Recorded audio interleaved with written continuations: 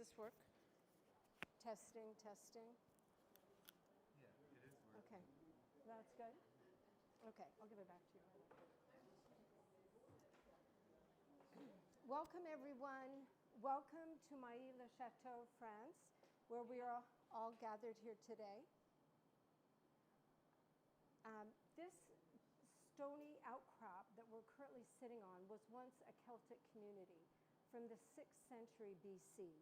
And in this community, they had a word for rock, and that was Mailly, which was where the name Mailly-le-Château comes from. In the 12th century, the Countess Mathilde de Courtenay emancipated all of the local serfs, and the chateau was constructed as a medieval stronghold. So we welcome our distinguished presenters who are all here today.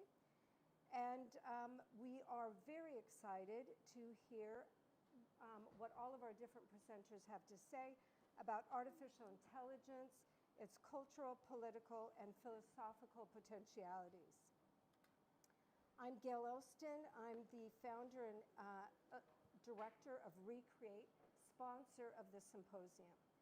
Recreate is a nonprofit which has been operating for about 20 years, and the purpose of it is to support artistic activity.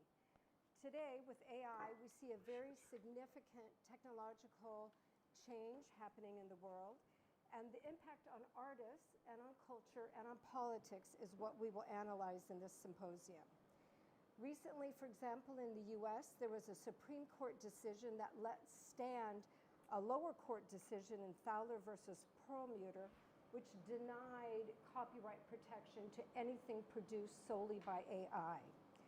Yet, many artists around the world have complained about their creative output being scraped, repackaged, and reutilized, much to their disadvantage.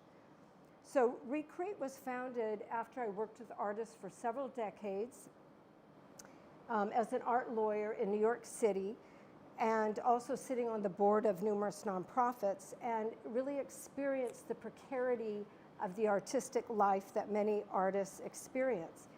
Yet I also witnessed the profound benefit to humanity that artists and authors offer through their creative activity, through their insight, and through their foresight. This is something that's extremely important and must be preserved.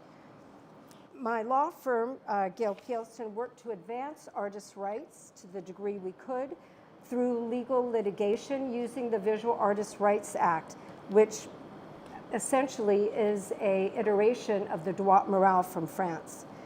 Now the challenge is to understand AI and how it will affect artists, culture, and politics. Over the last 20 years, Recreate evolved from National Artist in Residency experiences to include this symposium, publications, and public installations. We're currently involved in Piemonte, Italy, in installing a large-scale Dennis Oppenheim sculpture, a performative sculpture, as well as a chapel for the artist Carolee Schneemann.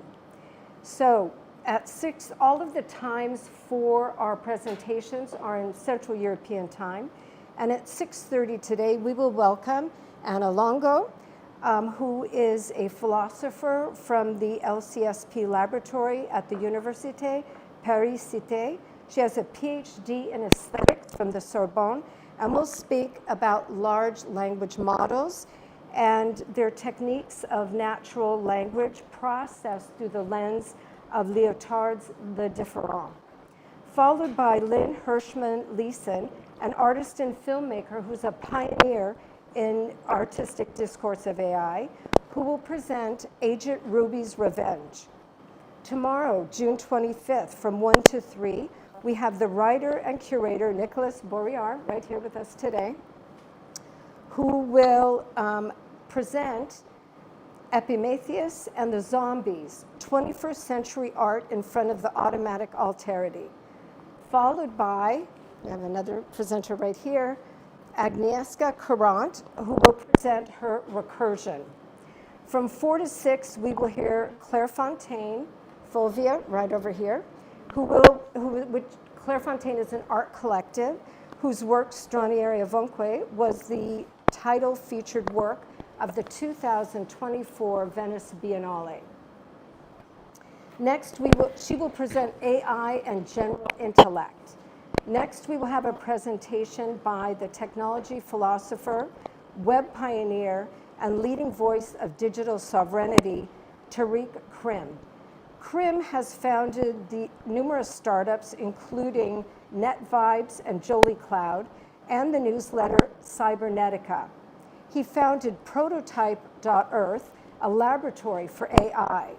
In 2007, he was named to the MIT Technology Review. In 2008, he was selected as a young global leader by the World Economic Forum. In 2019, France awarded him the French Order of Arts and Letters. He will present AI, treating human culture as indigenous.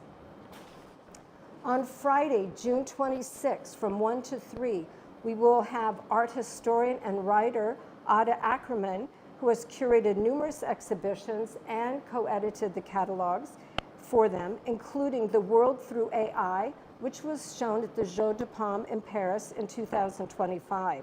She will present AI and Missing Images, Decolonial and Counterfactual Potentialities. She will be followed by our leader, theorist, artist, and author, Warren Neidick, who curated this symposium, and he will present The Emancipation of the Neural Epistemological Commons, Resisting Data and Intellectual Enclosures. From 4 to 6, we will have philosopher and professor Yann Moulier-Bouton, right here with us today, who will present Political Economy of AI. He will be followed by the New York Times art critic, art historian, and professor Martha Schwendener, right here with us in the pink shirt, who will present Wilhelm Flusser and AI. On Saturday, June 27th, from 10 to 2, David Bates, a professor in the Department of Rhetoric at UC Berkeley, will present Political Bodies of the Cybernetic Age, followed by the filmmaker and writer Hiro Sterl from Berlin, who will deliver Art in the Age of Authoritarian Chatbots. In closing, I just want to thank, of course, Warren Neidick, as well as all of the presenters here today. Thank you for making the trip in this heat wave in France to this location to present. We're all very excited to hear what your research and thinking has produced. I'd also like to thank Amy Oppenheim, Elga Wimmer, who's right here, curator Chiara Spangaro, Marcella Ferrari, as well as Sabrina Petroportosa and Bella Ferrari, as well as the board and supporters of Recreate. And let me now introduce Warren Neidick.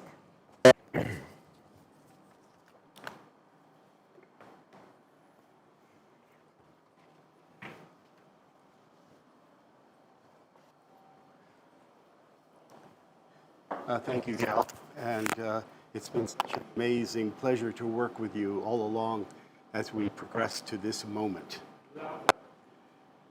I'd like to thank you, Gale.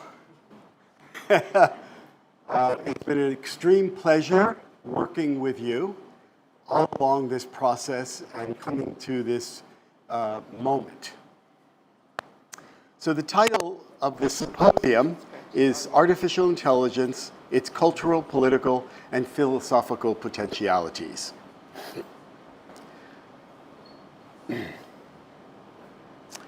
As Achille Mbembe, the African Cameroonian philosopher, has stated, technological escalation, in turn, is threatening to turn us all into artifacts, what I have called elsewhere the becoming black of the world, as a repository of our desires and emotions, dreams, fears, fantasies. Our mind and psychic life have become the main raw material which digital capitalism aims at capturing and commodifying.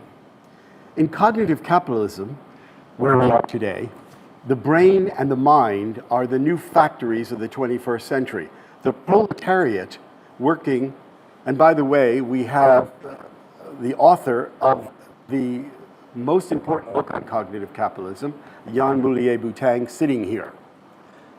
He wrote the seminal book, which basically was one of the most important things in educating me, along with Franco Berardi. Those two people, I think, had the most effect on many of my theories, and what a pleasure to have you here. Thank you. But getting on. The proletariat laboring with their bodies on the assembly line to create objects and things has been subsumed by the cognitariat, or mental laborer, transacting with the specialized universe that the screen reveals to produce data. And this data is not only creates consumer profiles and offers predictive shopping recommendations, driving brand loyalty and enhanced experience, but can have more insidious effects. Recently, a new kind of cognitariat has entered the laboring market described as a micro-laborer, whose work for pennies in the global south and in refugee camps, creating what Caudry and Milias call data colonialism, using a strategy similar to those of the British government used to appropriate the land of Australia called the doctrine of discovery or finder's keeper. AI companies are appropriating human life through data extraction and mining. Byung-Chul Han in Psychopolitics enunciates the moment of our digital subjectification when he says we are all solitary, auto-exploiting laborers of his or her own enterprises, and people are now master and slave in one. Thank you.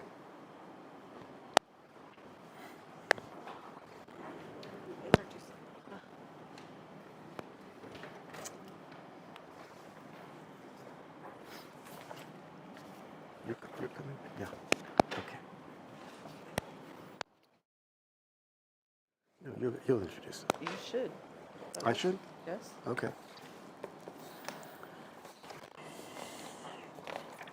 Okay.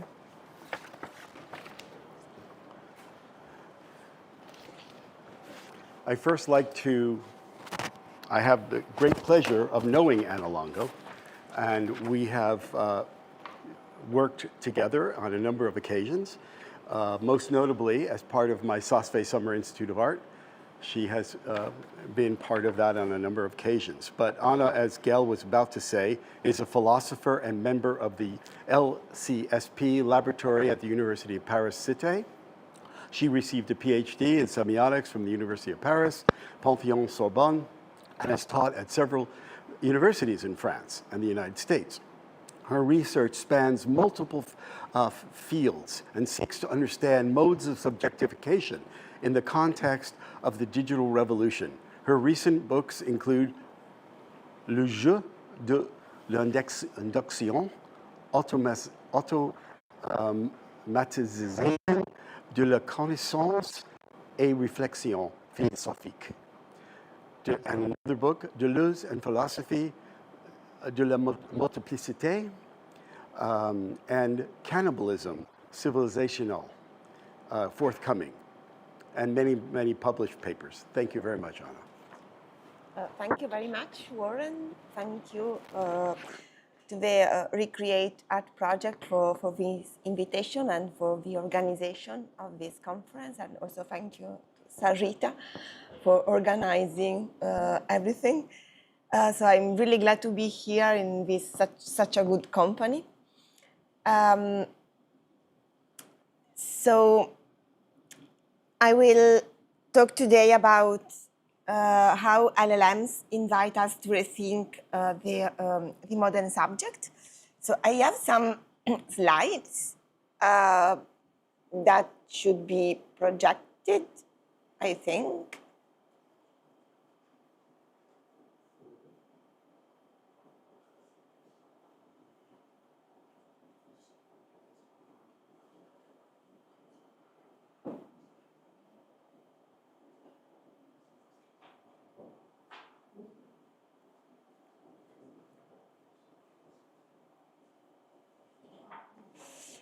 Voilà. So we can go to the next slide.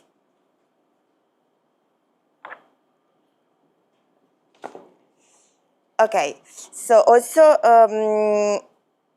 I will skip few things since I found out that I have 45 minutes and I miscalculated. Anyway, we will see. Anyway, the program will be more or less the same. So you have a little summary. The reason for this summary is that the emergence of large language models has done more than just provide us with chatbots, but it has fundamentally challenged our long-standing philosophical definition of language. So we viewed language as a uniquely human mirror of the soul and the mind, but today we are witnessing a new conception of language, one that treats language as a structural, probabilistic, and independent architecture. So language is, can be calculated in the same way as we can calculate vectors in a geometric space.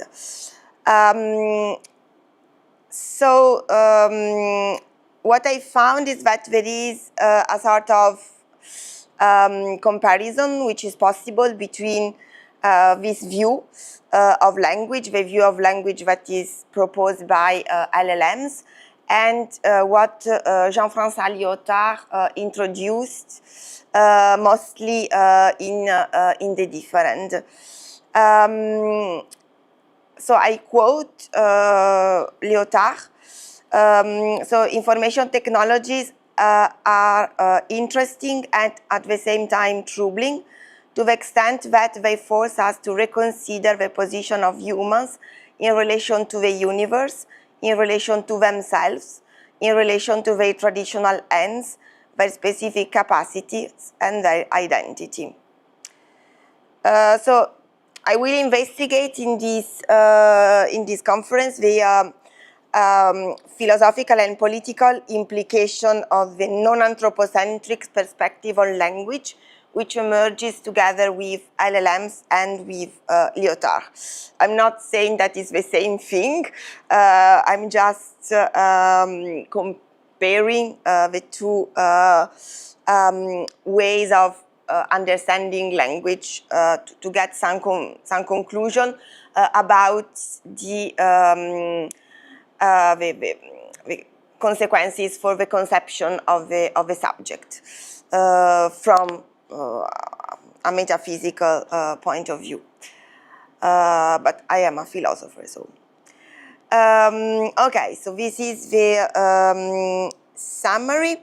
So in order to do all this, I will start introducing how LLMs work, like just briefly.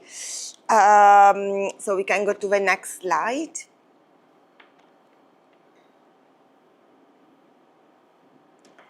Okay,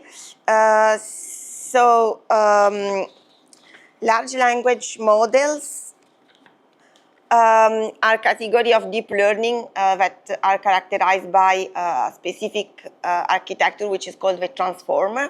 So the transformer is the novelty which is employed by large language models. So the difference, it makes the difference between the other not large model for treating language, natural language, and the large language models. They are basically sophisticated statistical prediction engines. What they do is calculating the probability of each subsequent word in a sequence. So that's important because, I mean, everything is work just to predict the probability of the next word, of a word which follow the words which are given. So the behavior of LLMs is dictated by the parameters or weights, which are billions in the case of large language models, and this is also one of the reasons why they are large, because there are billions of parameters. So we can go to the next slide. Okay, so what I'm interested in particular is the process of language vectorization. So vectorization is the representation of words as multidimensional vectors. This, for me, is one very important novelty, not just of large language models, but for these models for language processing. And the technique was introduced in the 2000 together with statistical method based on the frequency of words in documents. Substantial progress was made in the late 2010 with models such as Word2Vec and Glove that represent words as dense vectors that capture the semantic proximity of words. So just to see the little image that you have. So for any word, so you have these examples of a word, king, a queen, a woman, and princess, just because we are in a chateau. And you have for any word, for any term, a plurality of dimension on the vertical line. So a vector is composed by numbers which are associated to these different dimensions. So king has 99 of royalty, so a high degree of royalty, and a lower degree of femininity, for instance. So for any word, you have different values at different categories. And in this way, you obtain vectors which lives in a vector space, a multidimensional one. So the dimensions of the vector space corresponds to the number of categories. And we can go to the next slide. What you obtain is something like in the image. So for instance, in the small image that you have below on the left, you have 3 dimensions because we cannot represent more than that in 3 dimensions, in 2 dimensions. So you have the dimension of be something in the sky, having wings, and to have an engine. And we have different words. So for instance, for a goose, no, you have a lot of sky because it can fly. You have a value of the dimension of wings, but you don't have any value in the dimension of engine. So other things which fly, for instance, an helicopter and a drone, share with the goose the sky, but they do not have an engine. And if we had a jet, you will have the sky, the wings, and the engine. So in this way, representing words in this vector space, the LLMs can capture the meaning of the word, of words, and relate them to each other. So words which are similar cluster in the same region or sub-region of a vector space, as you can see in the bigger image. So you have all the words that share some context, or share some sub-region of a vector space. So this disposition of words in the vector space is what allows the system to predict the next word in a sentence. So we can go to the next slide. So we also have interesting relations among vectors. So for instance, there is a famous paper by Thomas Mikolov, which was published in 2013. So he discovered that you have consistent relations among the vectors. So for instance, here we have the vectors for king, queen, man, and woman. And he noticed that the cosine, so the angle between man and woman, and the one between king and queen is the same. That means that this precise cosine encode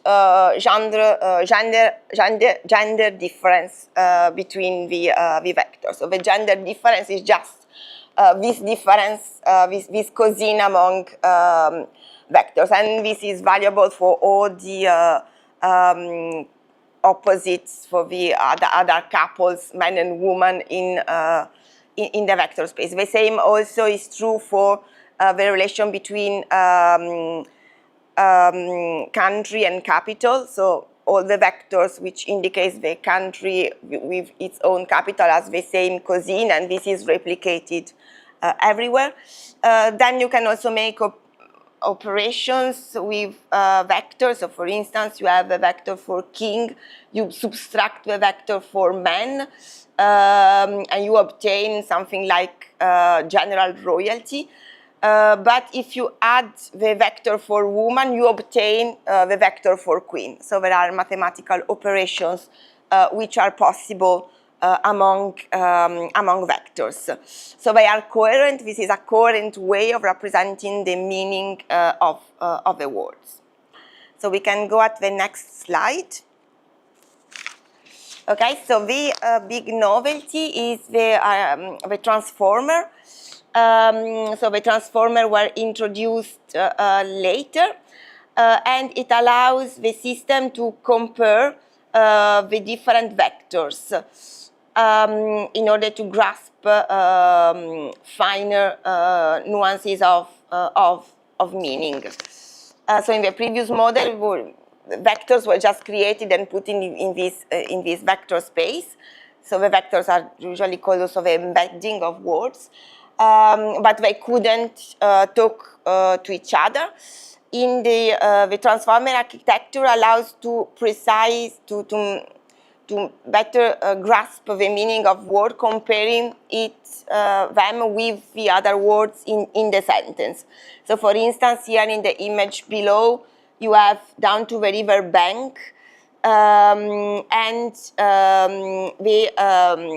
the system understands that bank is not the financial institution but the river bank, because it can analyze the context. So the vector for bank, which is usually the vector for the institution, is modified during the process in order to be the vector for bank, like the side of the river. So the transformer architecture now allows to better grasp the relations among vectors and to select the exact subregion of the vector space. So we can go at the next slide. Okay, so then you have, this is the whole architecture of large language models. You also have, after the self-attention, which is what we saw before, a feed-forward neural network or multi-layer perceptron, which store more information. So once trained, a large language model works by responding to prompts, by tokenizing the prompt, converting it into embeddings, so putting any terms in this vector space, and using transformer to generate text one token at a time. This process now is called inference. It is repeated until the output is complete. So the model does not know the full answer before it begins to write. It just writes with one word after another. So it just predicts one word. Then it recalculates the whole sequence, adding the words that it wrote, and then it calculates the next one. So there is no knowledge of a whole text that an LLM will write as an answer, but it's just composite word after word by calculating step by step. Okay, so next slide. So it was a little bit quick, but I mean, just to have an idea, but maybe you already know all these things.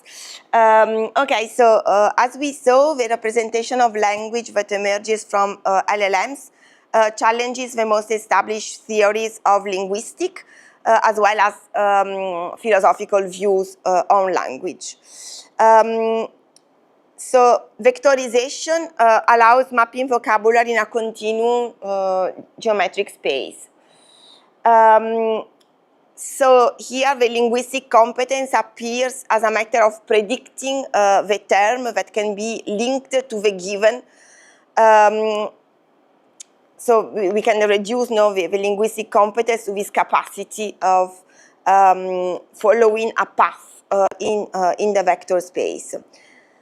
Also for LLMs, meaning does not come from the reference to situations, to reality, to external reality, because LLMs learn language with no other experience than the frequencies of co-occurrences of words in context.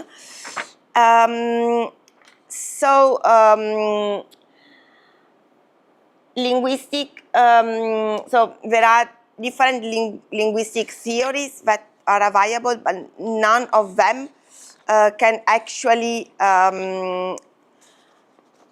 is comparable in some way to vectorization. So vectorization of language is a new conception of language, something that no linguistic or no philosophy of language ever considered before. So it's a totally new way of conceiving language.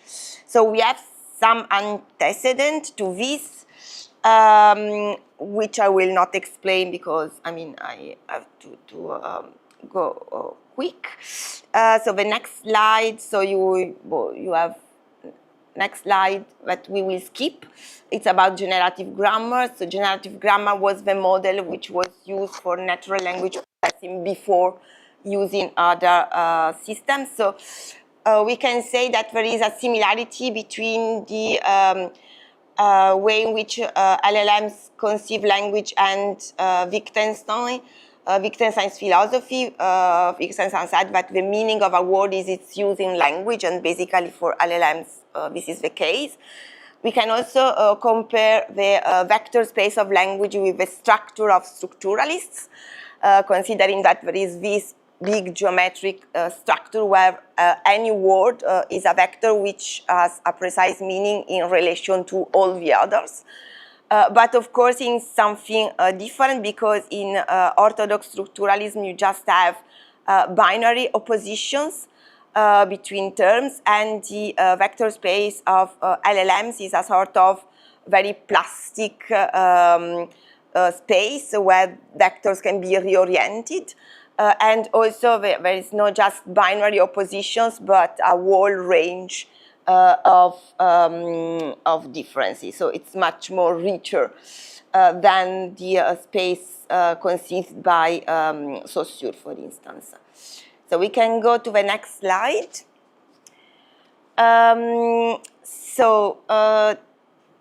Now we can compare these to Jean-François Lyotard's non-anthropocentric understanding of language.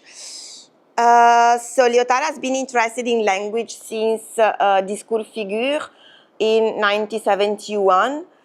Later, in the postmodern condition in 1979, he explored the collapse of grand modern narratives, and he showed that these grand model narratives collapse into fragmented language games, which are similar not to the language game described by Wittgenstein. So these reflections are extended in The Different, published in 1983, where Lyotard proposes a non-anthropocentric view of language, which is adapted to the end of the modern belief in the human mastery and self-determination. So in the framework of The Different, competing genre of discourse struggle for dominance, each attempting to enforce its own specific construction of reality. And as we shall see, the contemporary arena for this rivalry is today the vector space of large language models. So we see that this conflict of language against itself is now transposed in the vector space of large language model. But first, I think it's the case to enter a little bit in the theory of a different by Lyotard. He defines a different, I quote, as a case of conflict between at least two parties that cannot be equitably resolved for lack of a rule of judgment applicable to both arguments. So one side's legitimacy does not imply the other's lack of legitimacy. End of quote. So the reason for this conflict is that there are irreducible, heterogeneous genre of discourse that cannot be judged according to some universal criteria. So genre of discourse are defined as modalities to link phrases that belong to different regimes. So the regimes or phrases are reasoning, knowing, describing, etc. And these phrases are linked according to specific stakes, which are fixed by the genre of discourse, which are, for instance, to teach, to be just, to seduce, to justify. The genre of discourse take different phrases and they link them together, phrases which belongs to different regimes, in order to make moves, we can say, in a sort of game where the goal is set, where the stake is set. So the problem of genre of discourses is that they pose the stake, and with the stakes they also determine the way of linking a phrase to another one. So a difference arises because given a phrase, there is always a plurality of options for the following, depending on the genre of discourse. So the difference is the consequence of the fact that the linkage of one phrase to another is not simply a move within a determinate language game, as in the case of Wittgenstein, but it's the victory of a game over another. So as Lyotard puts it, I quote, "It is necessary to link, but the mode of linkage is never necessary. It's suitable or unsuitable, and these unsuitabilities are so many damages inflicted upon the first phrase over the second." So we can go to the next slide. The understanding of language as a matter of stringing words according to different kind of discourses is very close to what LLMs do by selecting tokens that can be correctly chained to those in the input. So language is just a matter of linking word, of chaining one word to another one in the same way as it is for Lyotard. So generative AI is constrained to link, since link is necessary. They cannot, they can avoid linking. However, the selection is just probabilistic, so it's not necessary. However, the outputs can be considered suitable or unsuitable, even though there is no absolute rule that can be applied. So LLMs, as we know, are always exposed to the risk of hallucinating by choosing, for instance, an option that the human judge will consider inappropriate, although what is correct is just the effect of the victory of a genre of discourse over the others.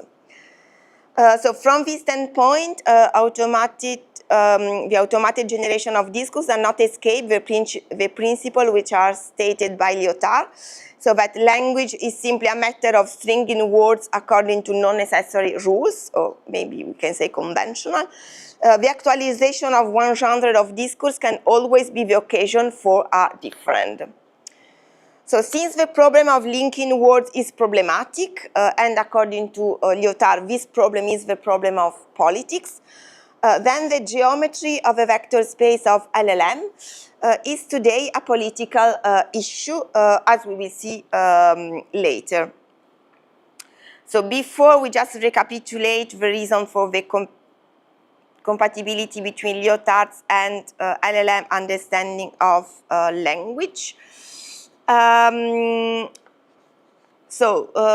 have to remember also that one of the objectives of the different is, I quote, to refute the prejudice anchored in the reader by centuries of humanism and of human sciences, that there is man, that there is language, that the former makes use of the later for his own ends.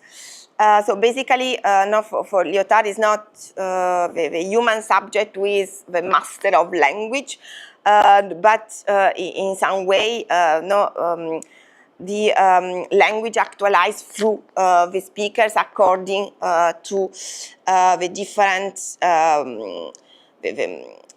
differential power of the genre of discourses. So there is an internal fight of language against itself. Also, for Lyotard, there is a fragmentation in language. So language is not a unitary totality, but an irreducible multiplicity of genre of discourses. So there is no language, just a language, one language, but just languages. And this postmodern fragmentation is reflected today by LLMs that thanks to the mechanism of attention, can modify the embedding of tokens. So they conceive a vector space as a multiplicity of different subregions, heterogeneous subregions. So usually, the problem for LLMs is to jump from one subregion to another one. So when words are not immediately related, but they can do that. So. And they also can reproduce different genre of discourse depending on what is the prompt. So they are basically able to change their own style.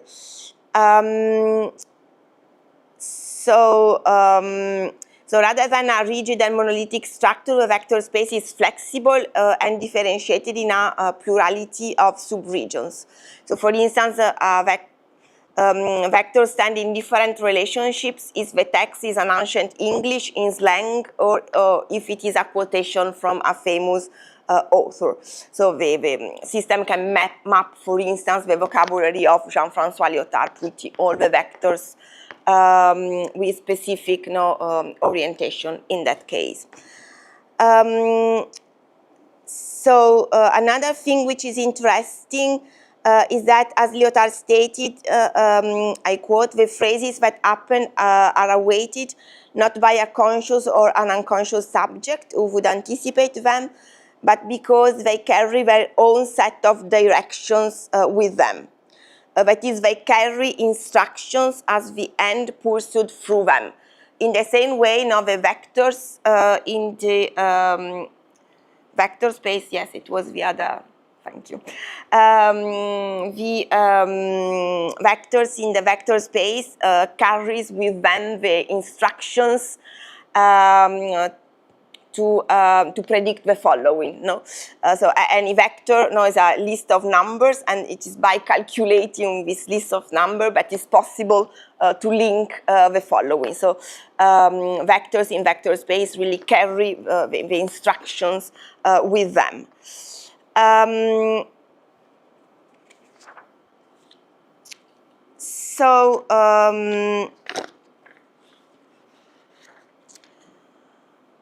There is also, yes, this idea that there is this seduction which is exerted by genre of discourse that guides the interpretation of a phrase as a specific set of requirements, as a specific set of list of numbers. As Lyotard explained, a genre of discourse inclines the instances presented by this phrase towards certain linking, or at least it steers them away from other linkings which are not suitable with regard to the end pursued by this genre, end of quote. So similarly, the embedding of a token depends on the disposition to identify a certain context. And once a vector is situated in the semantic space, then the probability of the following is determined through a specific calculation that does not require any intention. So LLMs are not conscious subjects, but the executor of the instruction which are contained in the terms themselves, so in the vectors themselves. And the same is, so there is no much difference between humans and LLMs according to Lyotard, since both are basically executing the instruction which are contained already in language. Hence, as Lyotard said, you don't play around with language. So in this way, it's kind of thinking that Wittgenstein was still too anthropocentric. And it is the competition between genres of discourses that determines the move which are actualized through the speaker. So according to Lyotard, the mistake is, I quote, to see language as naturally at peace with itself and perturbed only by humans' wills, passions, and intentions. In reality, human conflicts are the consequences of a civil war of language with itself. I don't know how much time I have. 5 or 8 minutes. Oh, 5 to 8 minutes. okay, so it's a little late. Okay, so I will skip to the conclusions really quickly because I don't have the time. Okay, so to say things, no, just there. No, before. Okay, just stay here. Or maybe yes, that one. Thank you. The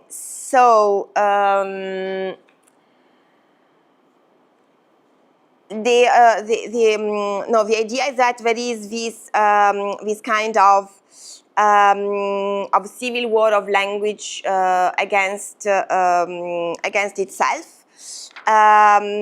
So there are competing genres of discourses.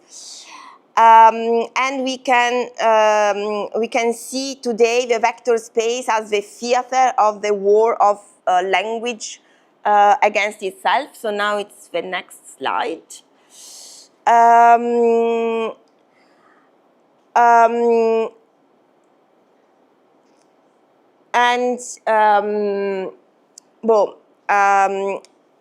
To explain this, we have to consider that according to Lyotard, the social is given in phrases.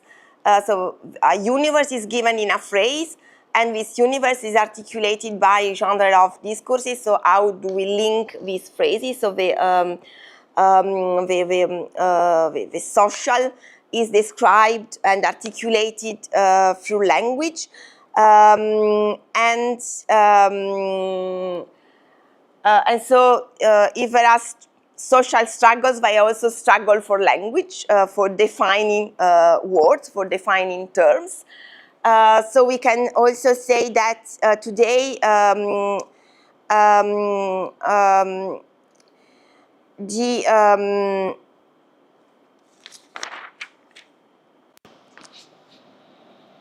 so Lyotard said that the tension, or rather the discord of a social, is immediately given with its phrase universe, and the political question is given along with the mode of linking onto it, that is along with its finalization around a set of stakes. So in the vector space, you have different terms which are defined with respect to the so we can say also that accordingly political revendications concern the embeddings of terms. So how do we, what is the exact location of the vector that indicates a specific social category in the vector space. So because that means that depending on the subregion of the vector space, the term that indicates a specific social categories is surrounded by terms, so the likelihood to predict a negative or a positive term depend on this embedding. So for instance, we have minorities which are defined according to specific terms, which are the terms which surrounds it in the embedding. In the vector space. So we can say that there is a sort of political revendication that concerns the embedding of terms. However, such revendications cannot be formulated as customers' demands within the commercial genre of discourse, which is the dominant one. So basically, there is this kind of fight for the embedding in the vector space. So how do we define different social categories? But in the same way as Lyotard explained for the different, this recrimination cannot be expressed but in the only genre of discourse which is available, which is the customers' demand to improve the commercial product. So we are in the same kind of impasse in some way. So we can go to the next slide. Okay, so this was just to see some political issue which is connected with a vector space, which became in some way this kind of theater of a war which is still a war of language against itself. So a civil war of language against itself, just to make some linking of word to prevail over the others. And the idea is that the prevailing or the dominating genre of discourse is still, as it was the case for Lyotard, the economic genre, which poses the stakes for all the other genre of discourses. In this way, the difference is not possible because any sentence must be evaluated according to the economic stakes. This is the reason why we cannot express recrimination but as customers' demand. So the different is masked as a simple litigation, and this is true also in the vector space.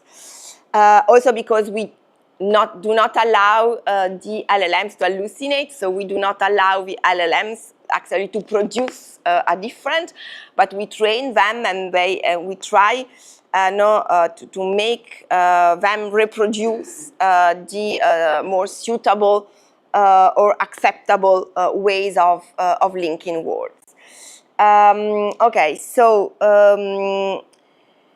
that said, I also would like to notice that the ambiguity of postmodernity resides in the fact that, according to Lyotard, it is at the same time the achievement of modernity, so the extreme of modernity, and also the announcement of a new metaphysics that has not arrived yet. So we can consider LLMs in the same way. So as Lyotard puts it, if I quote, if we continue to maintain this idea as if all the new technologies did was to fulfill this desire, this infinity of modern will that is called creation, then I believe we miss something that is very important in this technological mutation. Namely, I would say, the prospect of the end of anthropocentrism. So for Lyotard, and he analyzed this mostly in the exhibition Les Immatériaux, which was organized in 1985, so 2 years after Les Différents. And he, in this exhibition, was really analyzing or taking into account this other side of technology. So it was not just analyzing technologies as a tool for mastery, but he analyzed technology from the other side as a sort of symptom of a new metaphysics, a symptom of a new vision of the subject, or non-anthropocentric view of a subject. So I quote Lyotard. What is striking is that on the techno-scientific level, we see a sort of reinforcement, an exaggeration, almost of the intimacy between the mind and things. For example, the software that is coming to general use on all scales is mind incorporating into matter. I would say, in order to make it himself the master of it, man must become something else entirely. The human subject becomes no longer a subject, but I would say one case among others, albeit a case which retains this privilege until proven otherwise. That we can, etc. So the idea is that the new technologies are really announcing a new metaphysics and the end of the modern subject, which has not arrived yet. So the same is true for LLMs, because the way of treating language is basically challenging the idea that the language is the reflection of the human soul, of the human mind, and that the humans are the master of language. So in some way, we can go to the conclusion. I would say that we will not find the difference in the linguistic production of LLMs, so what they produce is basically really correct, suitable according to the dominant ends, but it is the way in which LLMs understand language, so the image of language which emerge with LLMs, which is in itself a different. And it is in itself a different because it forces us to transform in some way our own space of language, where humans are defined in some specific way. So it invites us to redefine what the human is, what the human subject is. So it invites us to radically transform the language, to invent a new idiom to express this new role of the human subject in the universe. Okay, so thank you for your attention.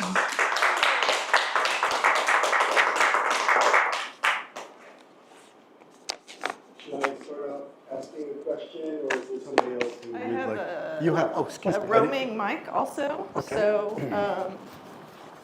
yes, hello, I'm Sarita, as you know. In addition to being the program manager for this event, I also work with Warren as the assistant director of SOSFE Summer Institute of Art. So I'm a bit behind the scenes, but what we wanted to do is have about 15 minutes for questions and answers. And we could take some questions from here, and I can also pull some from the people who are viewing on YouTube. So the people on YouTube, they can write in their questions, and I'll check those shortly. And yeah, so if you want to start with a quick Well, I question, just or thought I we would can get things going, but if there's open somebody the floor. else, does anybody else have a question they would like to start with? Anybody? You want to start? Yeah, one of the things I was wondering is the vector space seems to be very Euclidean, geometrically Euclidean. And I was wondering, is there a place, or are there some people writing about the vector space from a non-Euclidean, Gaussian, smooth space? And is the relationship between the proximity and the way that the vector space is organized, and the meaning that comes from the different dimensionalities of closeness or proximity, the laws of proximity. Would they be different under different mathematical calculus? So I don't see the vector space as really Euclidean because it has kind of thousands of dimensions. So it's kind of Right, okay. multi-dimensional, like really multi-dimensional. So we have to make just very a lot of projection in order to visualize it. It is the calculation is not done by human. It is just that we also could add more dimensions. It's just that cannot be managed by the machine with more dimensions than that. The fact is that the large language model have the data concerning texts, all kind of texts, and what it does is to broke the words in tokens, which are not even words basically, and then what he learns is to assign a value to any dimension. Of course, if the training data were different, the result would be different. I mean, if you train your LLM on just a few texts, it will have a vector space for that text. However, what is wondering for me is that the system is able to understand the fact that we can use the same words with different meanings and with different nuances.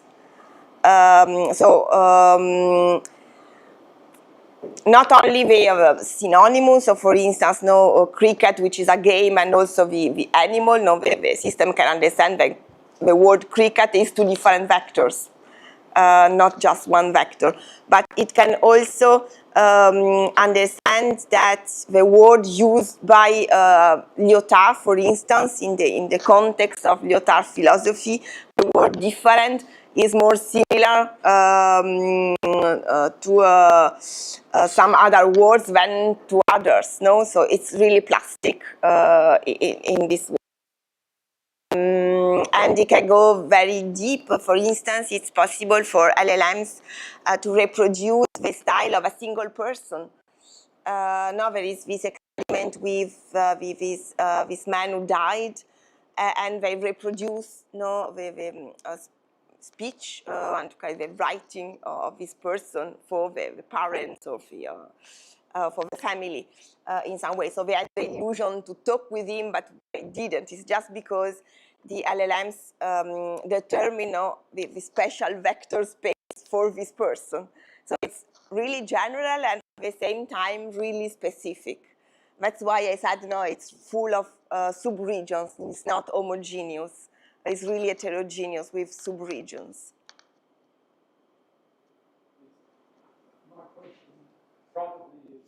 Can you wait real quick here? Yes. My question is probably more or less the same kind of thing. LLM language are probabilistic systems. In the most binary system, sort of. That is, what about complexity? What about non-binary? What about question you see in quantic logic, where something is at the same time this and the other thing? And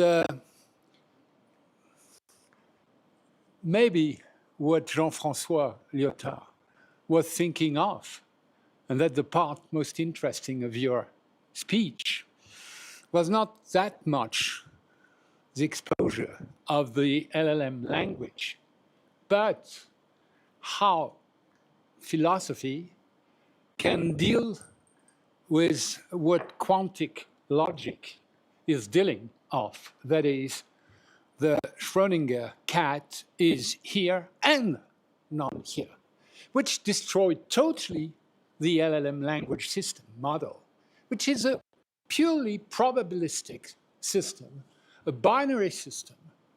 And today, the great interest, I think, even in the making of the chips and artificial intelligence, to a third logic, which is something is this and not the opposite, because the opposite is stupid. You see, you have A and you have the contrary of A. This is binary system. But is and non-is. Something and non-something. And finally, you see that language is by far superior to binary mathematics because it brings in complexity. I mean, has the way how our brain works, as the way as the world works, and as the way as a children brain learn it, name it, started to use phonemes he heard of his parents and translated into language. And I must say this is absolutely fascinating, much more than LLM language. However, you're right. LLM language can predict ordinary way in which people are thinking or trained to think.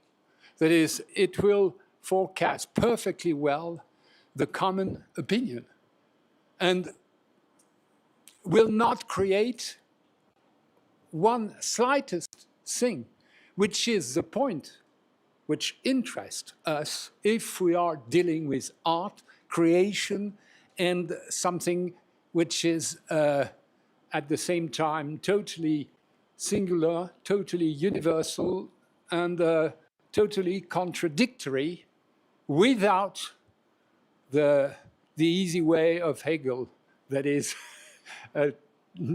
thesis, antithesis, and synthesis, because there it's a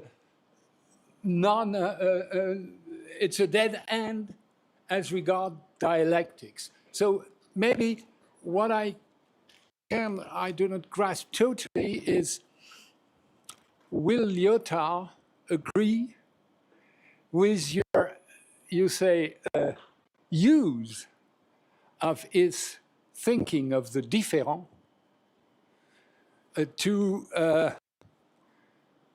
interpret and explain the LLM language model,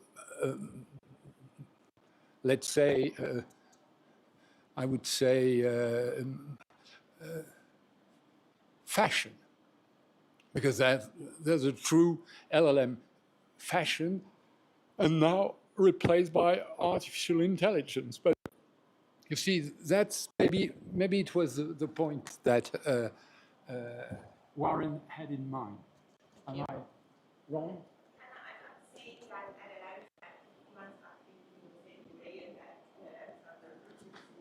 Mechanism of the brain, because it's not the case. And I'm not saying that the production of LLMs, so what they produce as text, is something special or is a different. It is not, because it's made not to be. It's meant not to be. It's meant to be correct. So what is interesting is not the linguistic production of LLMs, so what they output as a text, because they have to follow. So they are useful commercial products because they are able to produce text which can be we satisfy the stakes, which are our social stakes. No, so they are products which are required to help us, no, to be more efficient than we were without them. So that's their role, and that's what they do. So they do not produce something strange. They absolutely conform to what is required, because they are sold as helpful assistant, no? Helpful assistant, no? To respond, no, to the efficacy which is the efficacy which is required. I think that, on the other hand, they are proposing a view of language, of what language is, which is totally new, because no linguistic theory never proposed to consider words as vectors, and to consider the structure, the structure of language as this multidimensional geometrical space where paths can be calculated. That it's not, I don't see it like binary, meaning that the vector space is really a continuous space, and you have very variation of inclinations, and you can navigate this space. So this idea of language, of conceiving language in this way, is something that no philosophy ever thought about, no linguistic theory ever thought about.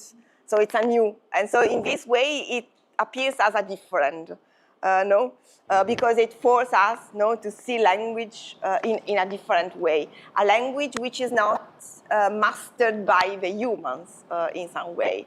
So nobody actually can master the totality of the embedding space. It's kind of escaping. And so this part of the wonder, and why I say that it's not what they produce, which is a different, it is not, but they in themselves, they might be something destabilizing, at least making us, forcing us to thought, to think.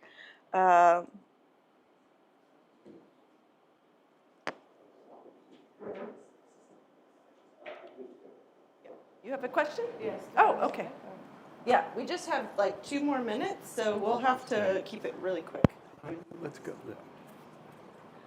So, thank you for this presentation. I wanted to ask how you see this proposition in light of the fact that the way that language was studied previously by philosophers, it was a language that was developing, and of course, there are many theories there have been how language has been developing and what influenced it, political theories abound around it. But I think that we are in a moment when this large language models, they are evolving, and they are being used. These models are being trained. It's directed by private companies, mostly American actually companies now, more also Chinese, but prevailing American companies. So how does the fact that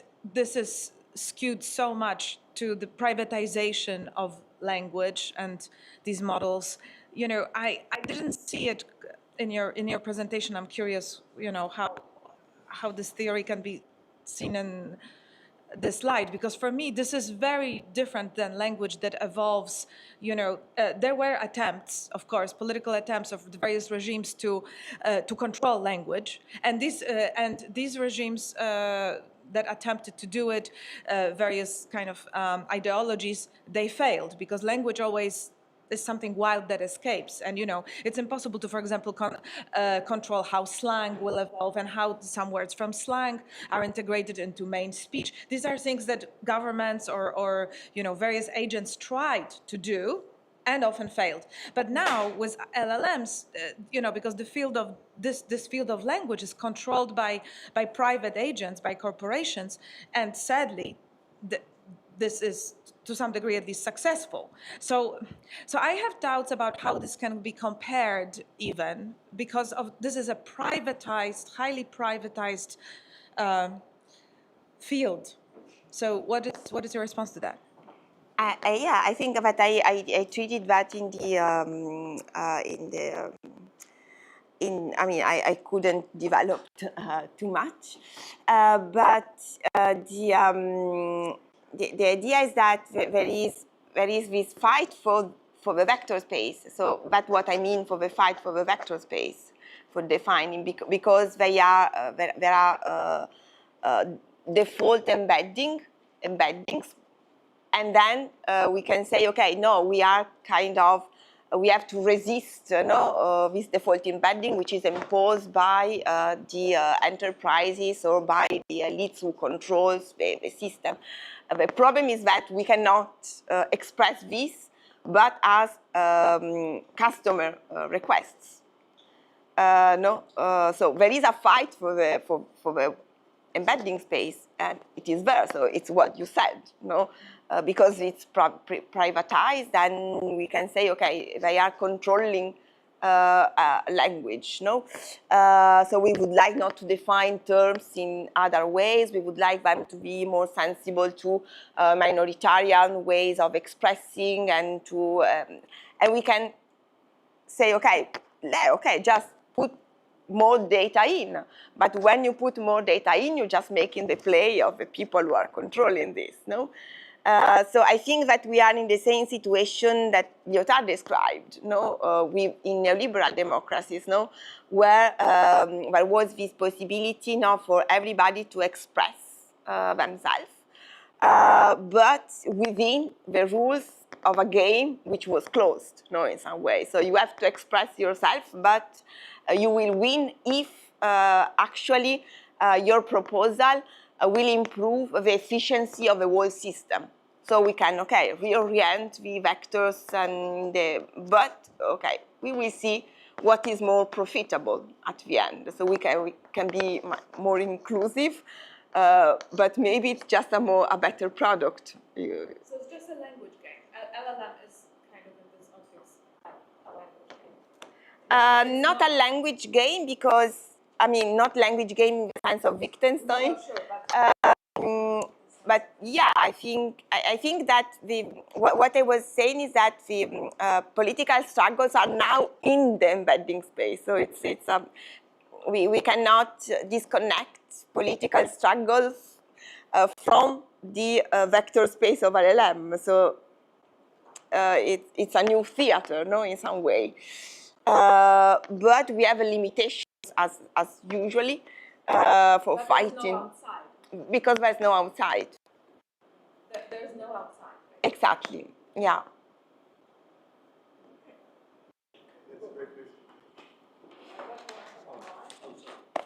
I don't have the mic right now, but if you don't mind taking one quick question from online. Okay.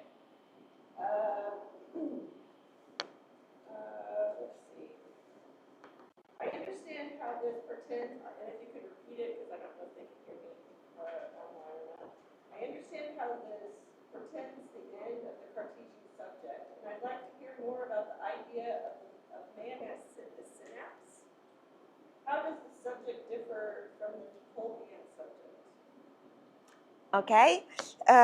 So yes, I think it was one of the last quotes of the presentation. So it is an idea that Lyotard put forward in the reflections around the Les Immatériaux, and he thought that there was, so it's no more Cartesian in the sense that the distinction between the subject and the object is kind of blurring with new technologies, because basically when you consider that all the systems are systems for treating information, in some way you have to include the humans in the category. So the human became a sort of object which is analyzed as a system for treating information. And I think that the idea is just to accept it.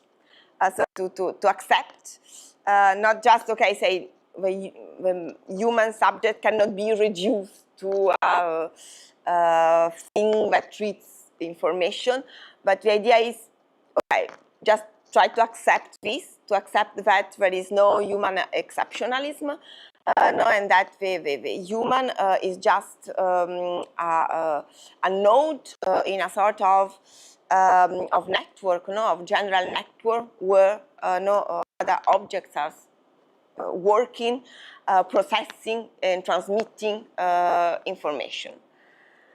Yeah. So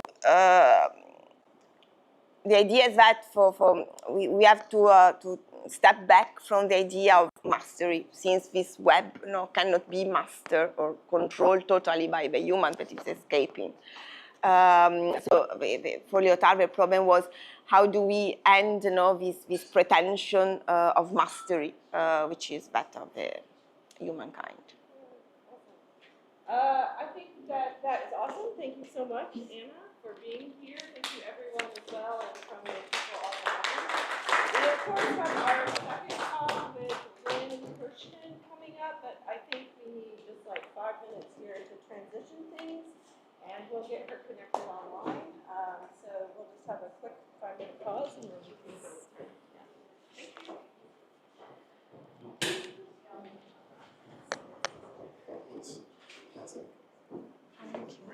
Oh, right. Okay. As soon as it's at the bottom. Other things you were talking. I I didn't did want to it ask all more that questions way. because I don't.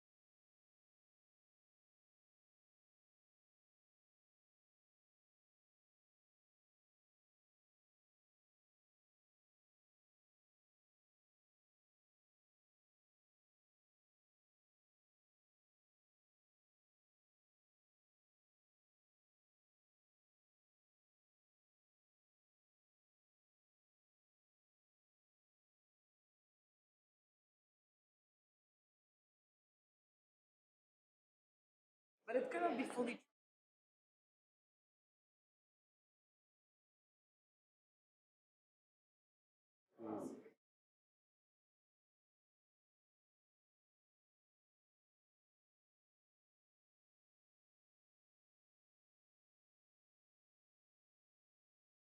Into this one, I can test this one, and you can see if it goes through the system or not. And should that work so people can hear me better? And could we also switch it where all the mics go through that so everyone can get heard better? That would be really handy. So basically now I'm taking my computer output that I was monitoring Yeah. into the speaker. Yeah. And now I just have to slowly turn it up and hope that it's right. Let's hope that it works right, and now you can hear me, and I can definitely hear that. Yeah, great. And then I'll just adjust it on here. But that's it. So a little more. Yeah. That's maybe a little bit better because the sound of the air conditioner is really what's too loud. Oh, but that's the low pass, high pass filter. I know, I just mean for people to be able to hear well. Ah, oh, okay. And I'm just saying random things about flowers so that you can hear what I'm saying with an echo. Does that work? The delay makes it sound echoey. Yeah. To the speaker. I don't know what to do about it. Well, we just need it for her stream. Yeah, that's the stream, right? Yeah. She's there and ready.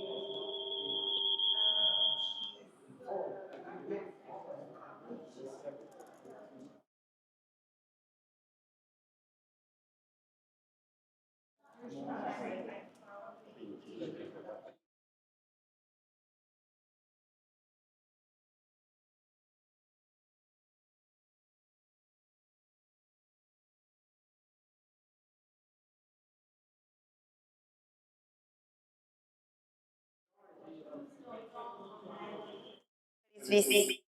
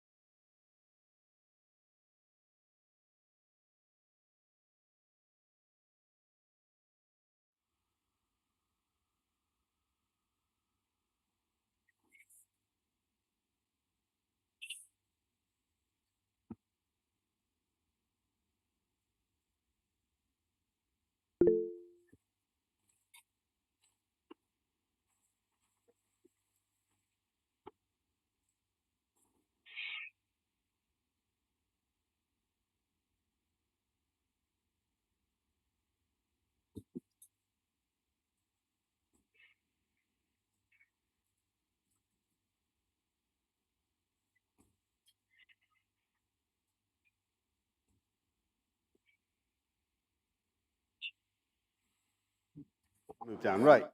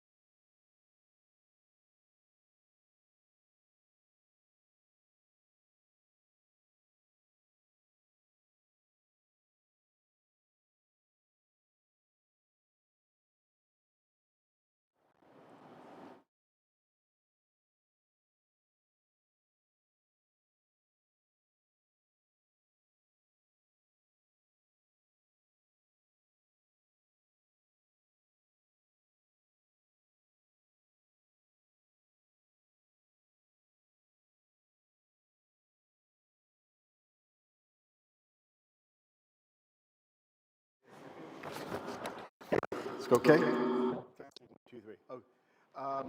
Our next guest, I'm thrilled to have here, is Lynn Hershman, Leeson, and has shaped artistic discourses on performance, interactivity, cyborg surveillance, artificial intelligence, and biogenetics since the 1960s.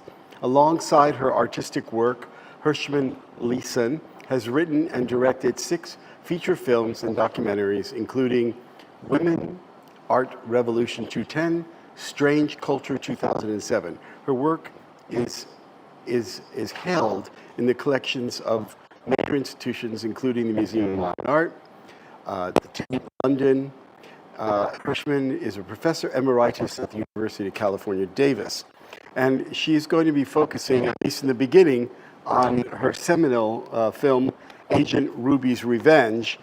In 2002, she presented this project online called Agent Ruby, which was a web application that communicates with its users via chatting.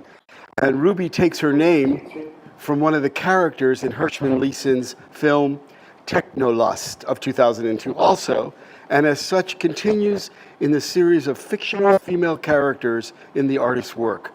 Visitors encounter a website through which they can contact Ruby, the suggestion of a female face that winks and moves its eyes and lips.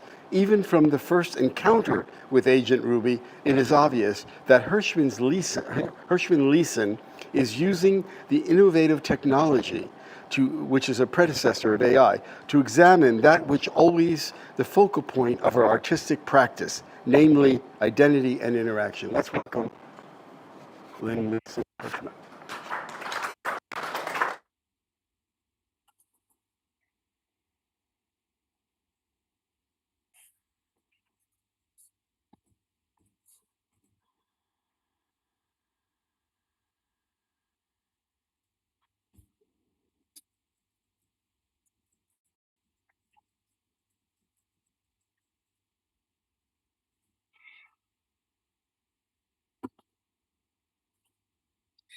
Um, okay, so I hope you can hear me and see me. But my work divides itself into 4 segments. The first is before computers.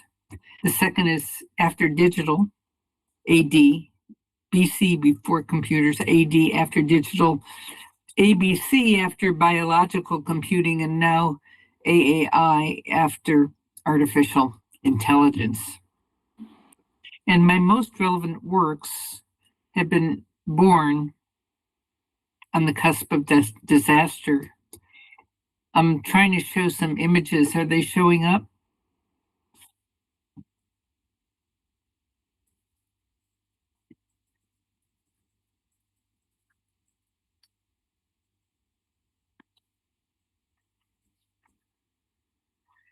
Um,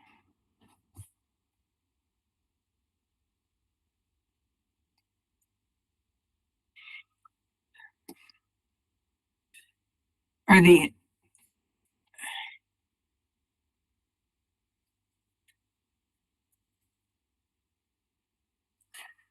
images there?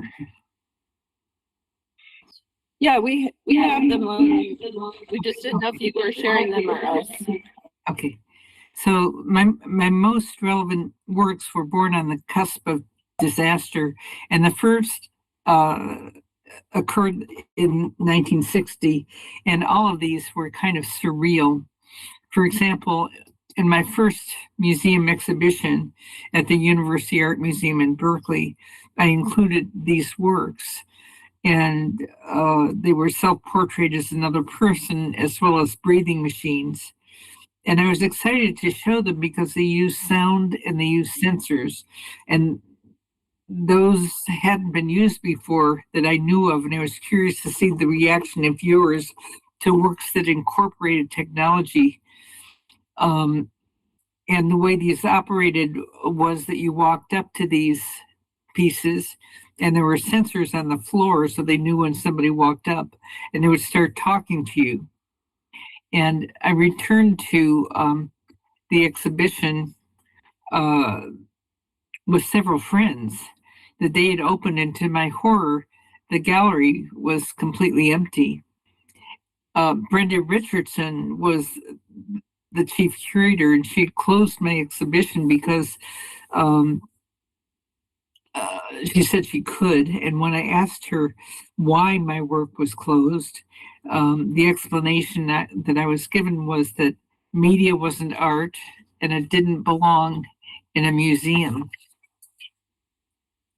So this is another piece that would talk to you as you walked up. So at the cusp of what at that time I considered a catastrophe, I was inspired to create a work outside of any art context. And outside the viewpoint of any curator. And it was very simple. What I did was just rent a room out in a hotel. And the room was called the Dante Hotel. To my knowledge, nobody had done this prior to this.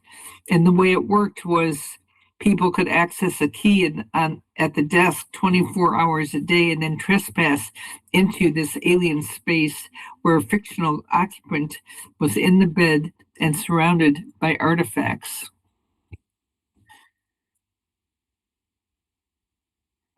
The fictional tenant was named Roberta Brightmore, which later expanded into a life of her own. This exhibition in the hotel room was very successful and lasted nearly a year. But it ended when somebody called the police saying that there was a dead body in the room. The police responded immediately and took the wax body parts to central headquarters, where they still remain to be claimed.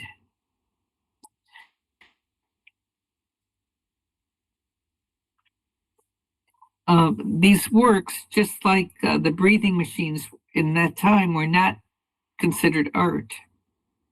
But I continued to create works that were not art for the rest of my life. In my next project, I hope to liberate the essence of one of the characters I imagine might have stayed in the Dante Hotel, but have this fictional person exist in real time and collect real artifacts of her life. And that's when Roberta Brightmore was born. Roberta was a private performance that lasted nearly a decade. Her background, including her education and early childhood traumas, were composited from accumulated artifacts of the time.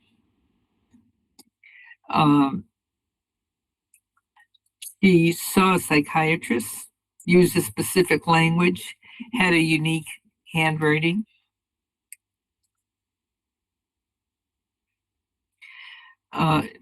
She placed ads for a roommate in a local newspaper, and people who answered became unwitting participants in her adventures and part of her fiction, just as Roberta became part of their reality. Roberta represented a fractured reality that mirrored and reflected society. Clothing, checks, credit cards, driver's license, psychiatric reports, tape recordings are the archived remains of her artificial life. She was a breathing simulacra played first by myself and then by multiples. This is somebody that answered her ad, her driver's license, multiples.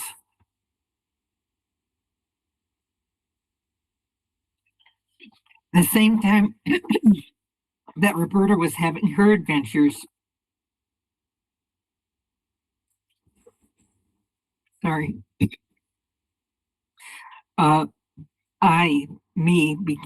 started to write criticism under three names.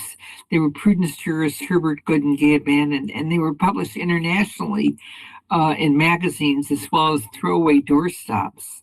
And these critics wrote in different styles and often argued with each other. And most importantly, very often, they wrote and published articles about Lynn Hershman, who nobody had heard of.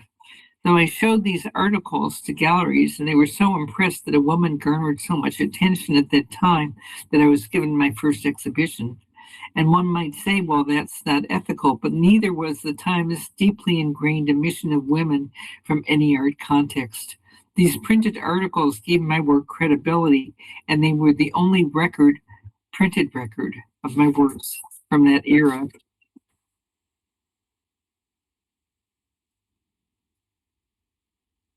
That's her Roberta's exorcism. They had a look-alike contest.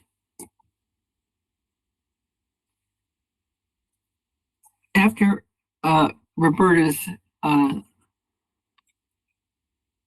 transformation, Lorna was born, and she was the first interactive video disc.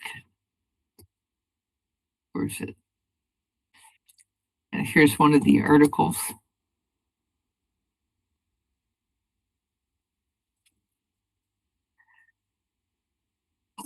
Unlike Roberta, whose adventures took place directly in the environment, Lorna was a middle-aged agoraphobic who was fearful of leaving her apartment. The premise was that the more she stayed home and watched TV, the more fearful she became because she was absorbing the frightening images of advertising and broadcasts. And every object in Lorna's life had a number, and when you clicked on the number, they opened into branching sequences that allowed the viewer participants to access information about Lorna's past, future, and personal conflicts. The many images on Lorna's screen are of remote control devices that she used to change the channel. The viewer is given an identical one, and that activates a surrogate decision for Lorna, which established a metaphoric link or point of identification between Lorna and the viewer. There are three separate endings to the Lorna video discs, and the plot has multiple variations that include being caught in repeating dream sequences, using multiple soundtracks, sequences that could be seen backwards, forwards, at increased and decreased speeds from several points of view. So there's no hierarchy in the ordering decisions. Lorna literally is captured by mediated landscape in the 60s, and her passivity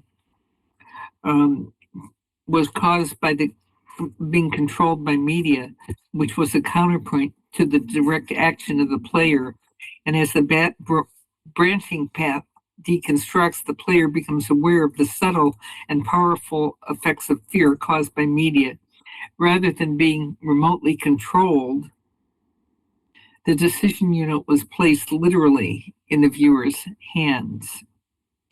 And the ideas of this weren't new because John Cage and Marcel Duchamp pioneered ideas about random adventures and chance operations 50 years before the invention of the technology that would have more fully exploited their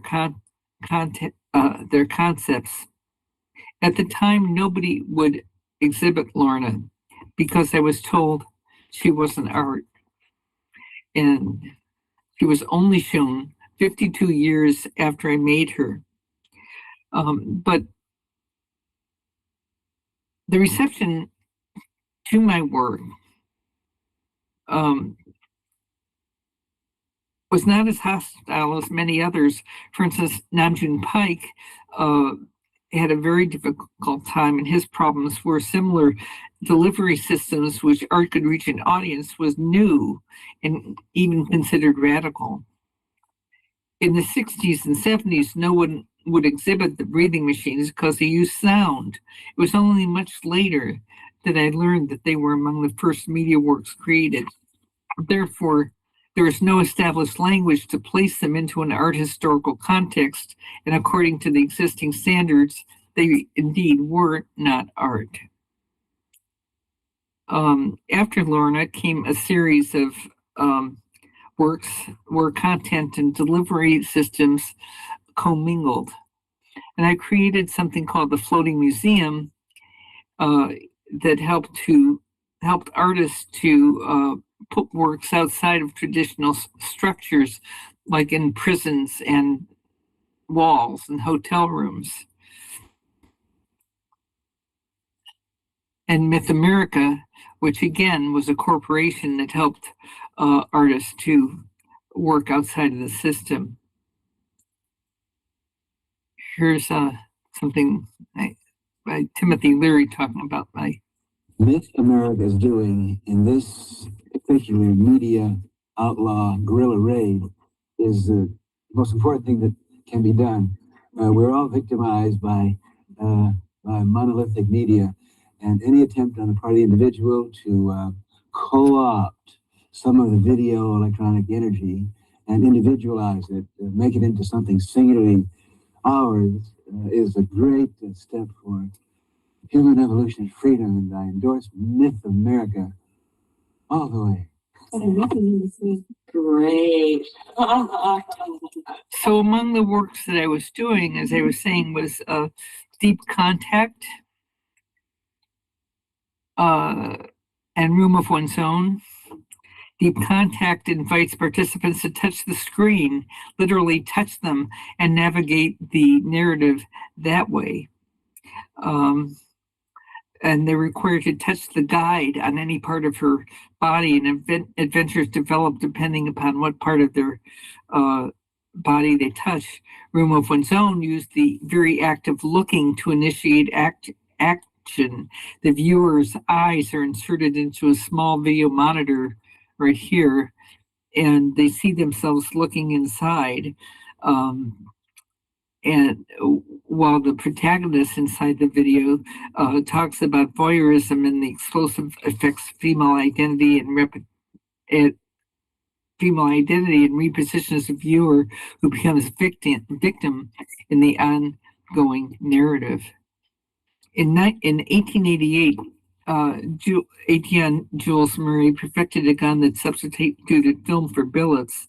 The camera gun has a direct relationship to the horrors of our century, perpetuated by weapons and translated into media by cameras.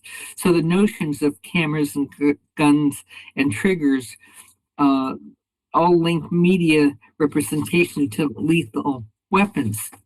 This is America's Finest, and it's an interactive M16 rifle that initiates action directly instigated through the trigger itself, which when pulled places the viewer participants within the gun sight, and they see themselves fade and link and show examples of how the M16 was used, and becomes ghosts of their images that cycle and dissolve into the present. So the aggressor, the person who pulls the trigger, becomes the victim.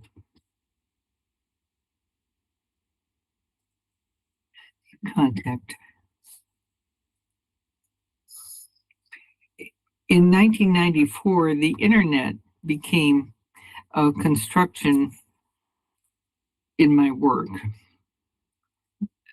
These are some works I was doing simultaneously at the time with women becoming part of media.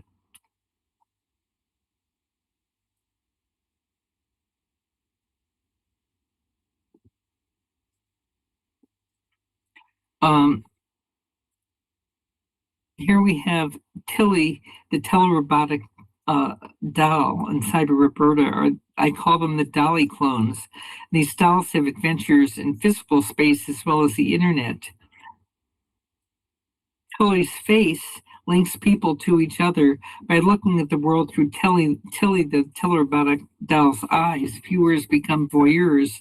They become virtual cyborgs, part human, part machine, and trespass networks. The doll's eyes are replaced by what I call icons. Viewers literally use the doll's eyes, which exist as quick cams, as a vehicle for extending their own remote vision. And you press on them on the internet and they turn the doll's head physically 180 degrees. One sees in color and records what they're seeing and shows it in the monitor in the space you're standing in. And the right eye connects to the internet and refreshes every 30 seconds. So viewers in the physical space see themselves on a small monitor in Tilly's environment, and viewers on the internet see Tilly looking in black and white back at them.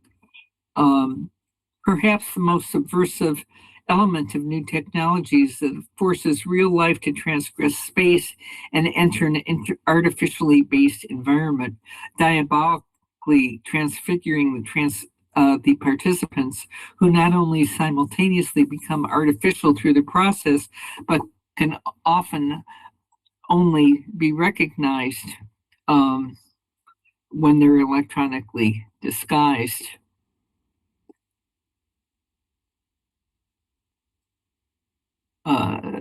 This is Cynthia, and her behaviors are shaped by the shifts of the stock market. So she's live and she exists in real time 24/7. Using 5 different market screens. When the market is up, she dances or shoplifts. But when it slows down, she gets drunk or goes into depressions. The first language was written by Ada Lovelace in 1993. I invented a process that I called virtual sets. This seemed all confused. Yeah. This is from a film called Conceiving Ada, where I invented these virtual sets. And I patented this idea, in fact. And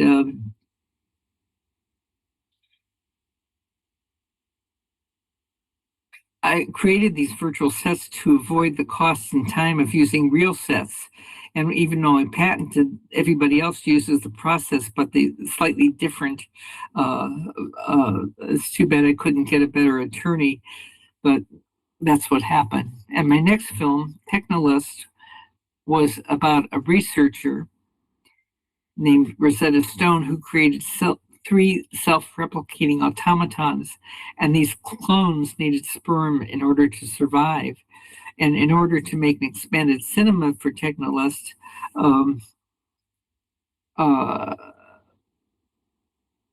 so I wanted to have it so that it would exist outside just theatrical spaces. So I created this Agent Ruby. And this was one of the first live chatbots in 1997. And it's the first web project that was actually created by a museum. And she remains as the most visited artwork in the San Francisco Museum of Art. So far, Agent Ruby, which you can talk to by going to www.agentruby.net, remains the most visited artwork in the museum, and she's accumulated 80 tons of responses, and her conversations never end. After Agent Ruby, I made Dina, and Dina is also an artificial intelligent bot, but she speaks 2 languages, and she features voice synthesis, voice recognition, and real-time animation based on web traffic and mood swings. And I was also making films during this period. One of them, Women Art Revolution, took 43 years to complete. I interviewed 65 women artists over 3 decades and had 12,000 hours of footage that now lives in the internet of Stanford University, where they're still available to be seen.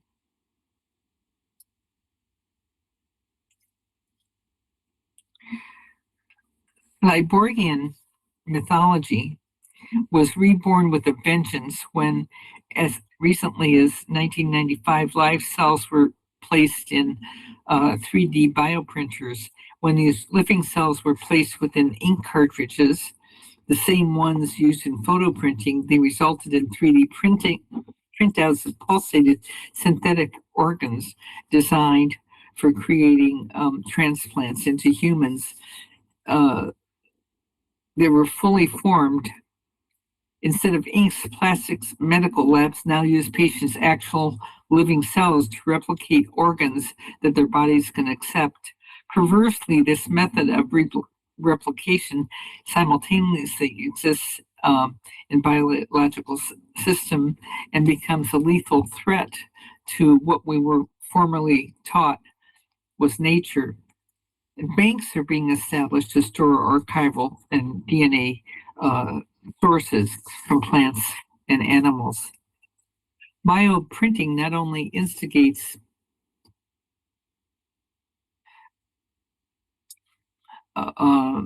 tremendous promise for medicine, but it also carries but the potential to create new life forms that some might term counterfeit.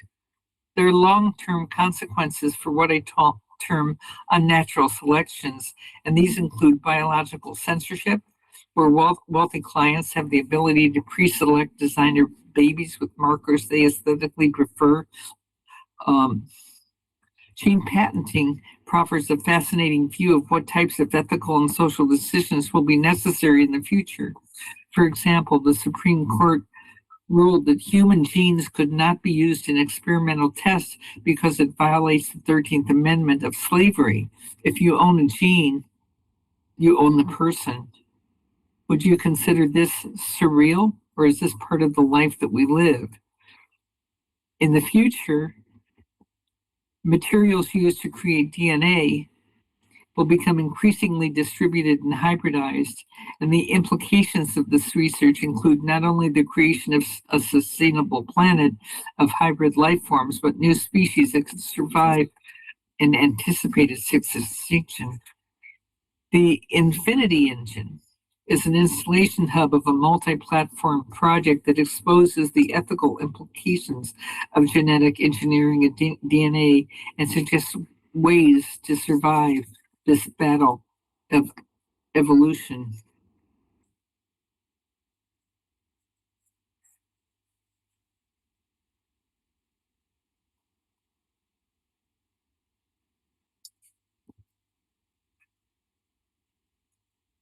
Twisted Gravity was inspired after I learned that 502,000 people die each year just from drinking water that was unsafe.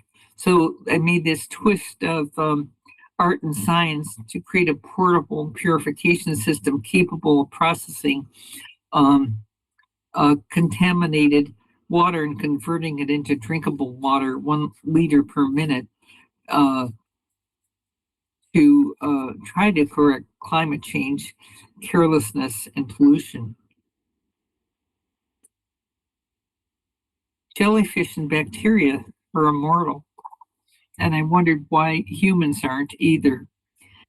A recent work titled Freeze Dried contains an anti-aging serum that needs to be kept at 38 degrees and is designed to be used on humans to regenerate their cells to keep them young. So far, you can only buy this in China, but I was able to export some and exhibit it. My work usually takes between 3 and 34 years to create or have it shown. But this process and gestation provided me with the advantage of being able to reflect on the works unencumbered by restraints. If I hadn't been banned from the exhibition that I first showed at more than half a decade ago, I wouldn't be doing this now. The first rejection that I spoke of when I began took place 55 years ago, and more than half a century later, I've grown older. I might have, if it wasn't rejected, continued to try to make art that fit in to provide prescribed systems instead of inventing new ways to make work that deals with the present. And I've written a lot about this in a new book that I've done.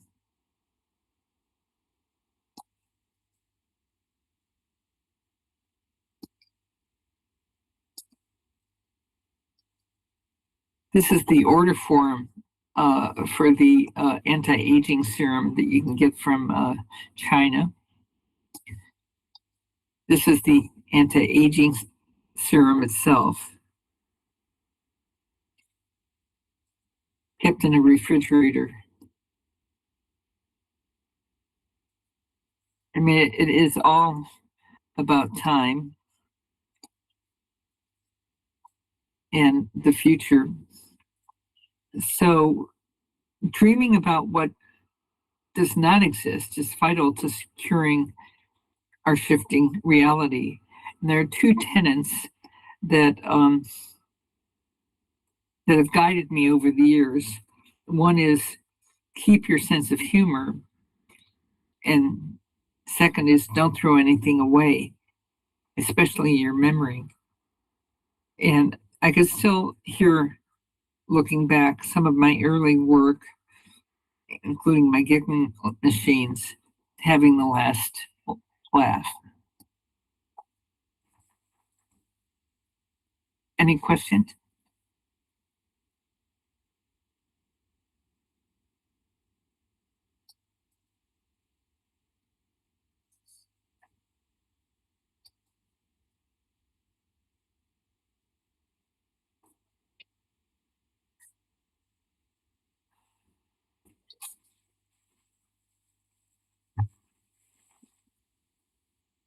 I can't hear anything. Are there any questions?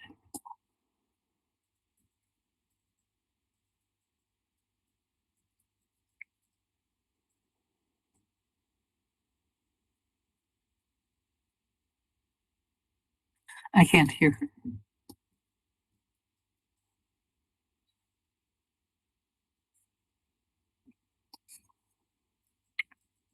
I can talk and there's no echo.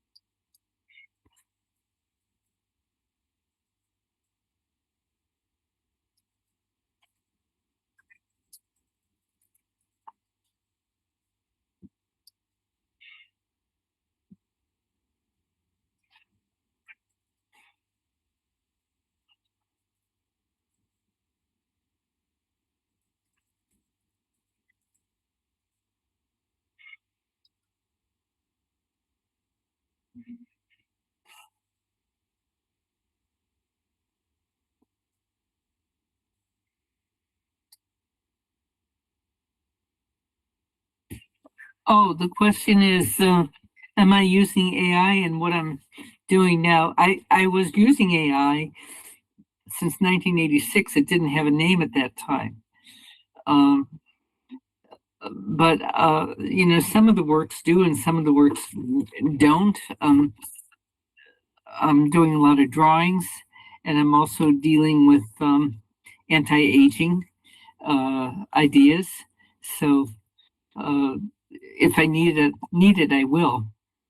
But I don't need it for the anti-aging serums. I just need cellular information.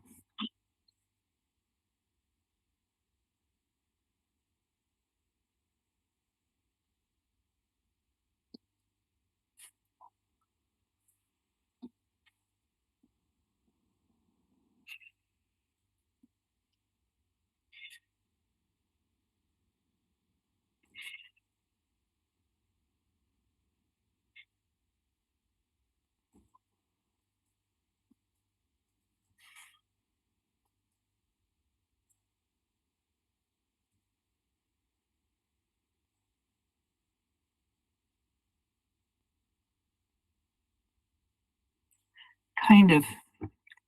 I don't think it's revolutionary. I just use things that are available at the time. I mean, of course, I live in the Bay Area, which is near Silicon Valley, where a lot of these things are getting invented. So other people don't hear about it for a while.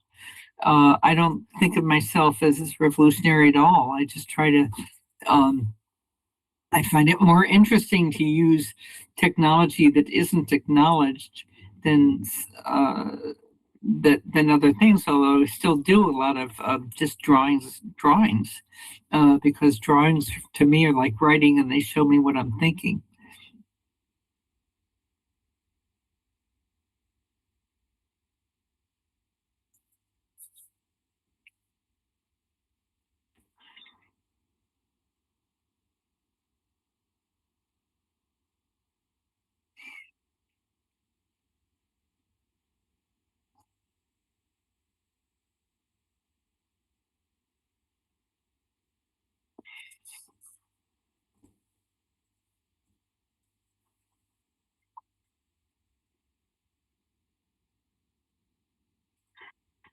The anti-aging serum that I've gotten from China, I just exhibit in a refrigerator. I'm not going to use it. You have to use them every day and they're very expensive. So it's really just a way of showing what culture is seeking. So, just keep thinking about Metropolis, and it's not that different nowadays.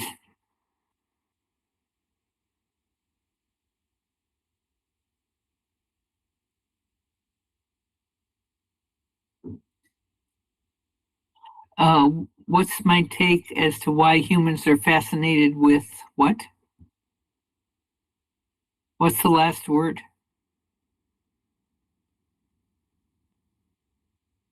Themselves. Themselves? Humans are fascinated with themselves? When haven't they been? It's all they have. Everybody wants to live forever. Most people.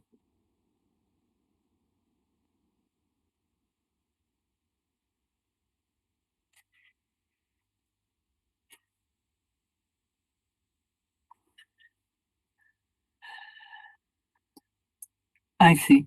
Why humans are fascinated with replicating and replacing themselves because they don't want to die. Because we're limited. I think those constraints of age and time bother most people, except for some Asian communities who are maybe more enlightened than we are about thinking of our place in the world as being temporary. Everybody seems to want to hold on to what they have as far as their life goes.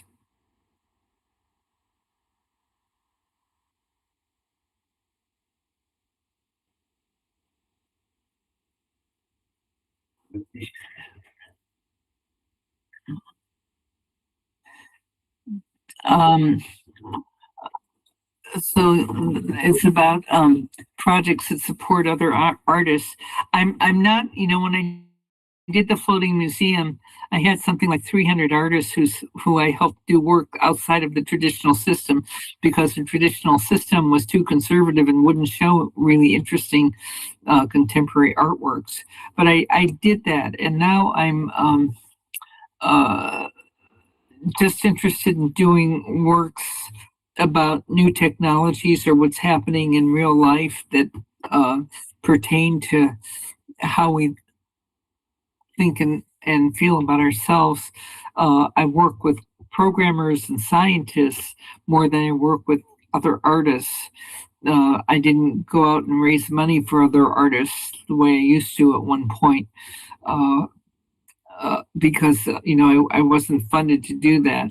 So now I'm just interested in working with people who are doing work I feel is critical to understanding life as it is now.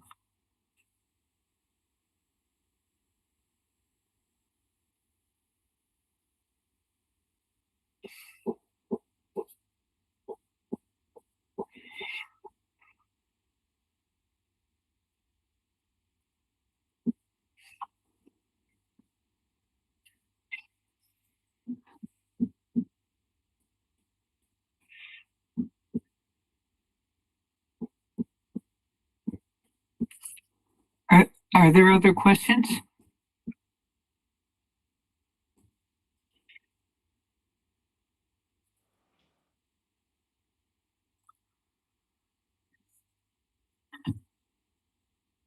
What range?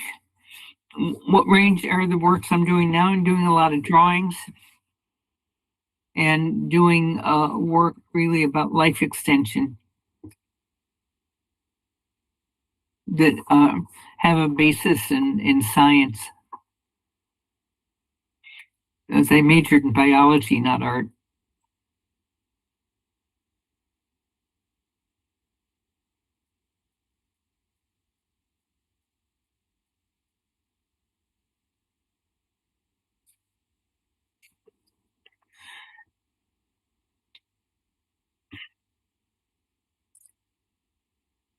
No, because working with AI, it's a little bit like that. But when I do drawings, they kind of tell me what I'm thinking about, and I've been drawing for a long time, but I don't know.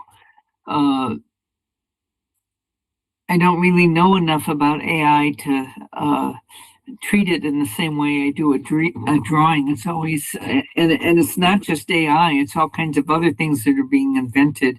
And there's a major difference in taking a form that you're really in control of when you do a drawing and something that requires a lot of code and science that is constantly being developed. So that's the difference. Drawing doesn't change, but but science does.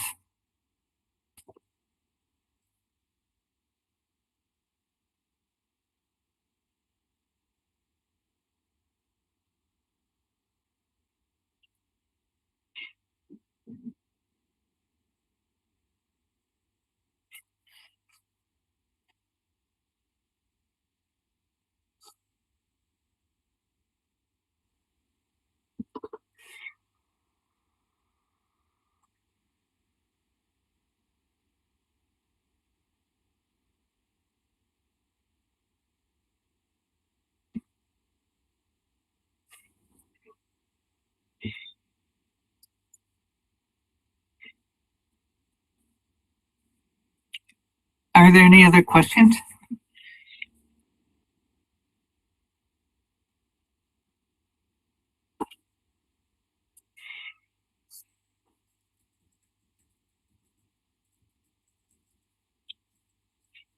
Thanks for asking me.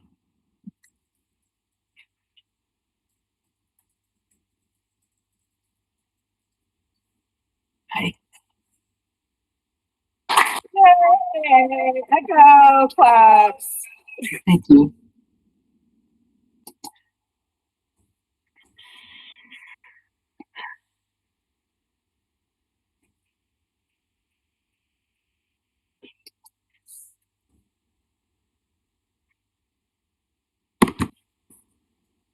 Thank you.